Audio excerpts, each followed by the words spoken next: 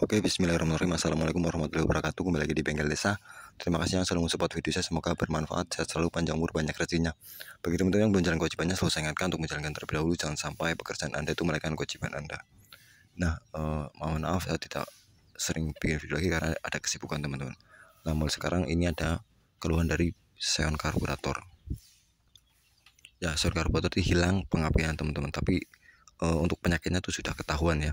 Jadi kabel yang menuju ke CDI yang warna merah itu putus. Jadi sudah saya perbaiki.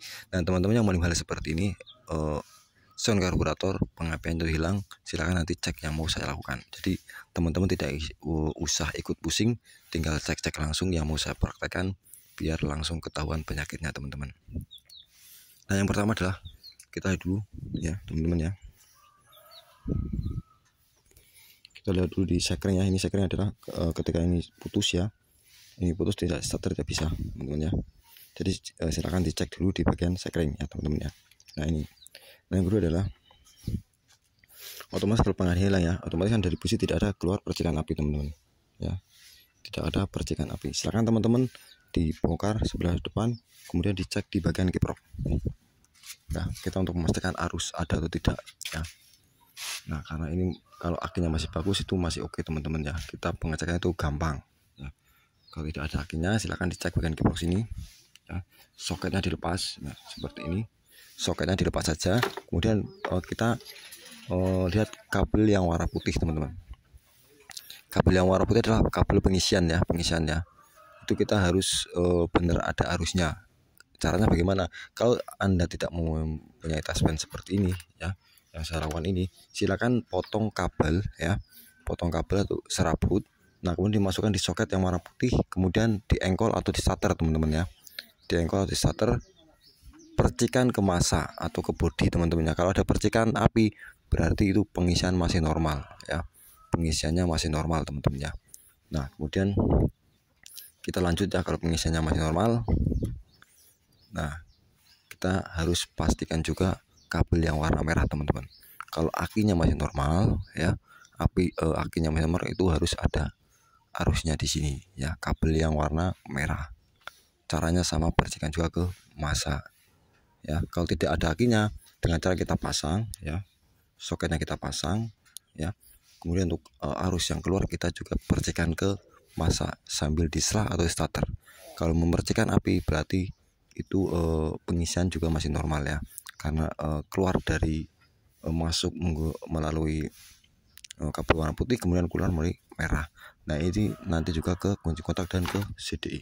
Nah kalau ini masih normal teman-teman ya, silahkan cek ke CDI teman-teman.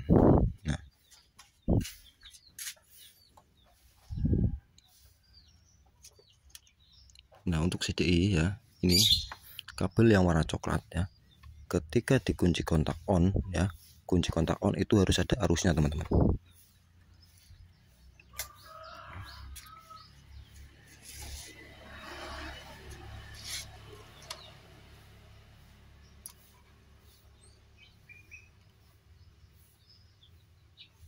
Nah, jadi kabel yang warna coklat ketika kunci kontak on itu ada arusnya. Kalau dimatikan ya, mati teman-teman, tidak ada arusnya. Nah kemudian untuk selanjutnya adalah kabel yang warna merah ya, untuk soket yang satunya ya, kabel yang warna merah ini ya. Nah ini kabelnya sudah DDL2 teman-teman. Nah, ini arus standby teman-teman. Jadi kunci kontak off atau on itu harus ada arusnya ya pas. Nah jika ini tidak ada arusnya berarti kabel yang dari sini putus. Silakan sambung teman-teman ya. Nah ini tadi penyakitnya adalah di sini ya, kemudian sudah saya sambung nih. Ini sudah saya solder ya teman-teman ya, biar kuat teman-teman. Ini tadi putus di sini ya, jadi tidak ada api tidak mau keluar dari sini. Nah, kemudian kalau itu sudah semuanya ketahuan teman-teman ya. Nah kemudian kabel yang warna oranye ya, kabel yang warna oranye adalah menuju ke koil. Nah, ya ini sudah dipotong ya, jadi settingan. Nah ini sudah kabelnya tidak serasi ya, dari sini oranye masuk ke sini hijau teman-teman, tapi nggak apa-apa. Kalau sudah saya tahu jalurnya itu gampang. Nah, ini kita harus ketika di starter ini pun harus memercikan api ya. Kalau tidak, kemungkinan ada di koil ya, ada di koil. Ketika koil tidak mau mengeluarkan percikan api ya, teman-teman harus cek di kabelnya ini ya.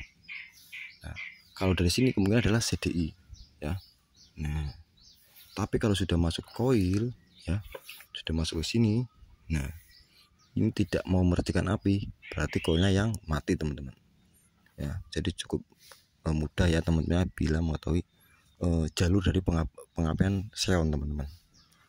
Silakan cek satu persatu seperti saya tadi ya, terutama dikunci kontak dulu, itu harus benar-benar on ya. Kalau tidak on kan tidak bisa untuk menghidupkan motor ya, atau mengetahui konsletan yang ada di motor xeon. Semoga bermanfaat. Terima kasih. Wassalamualaikum warahmatullahi wabarakatuh.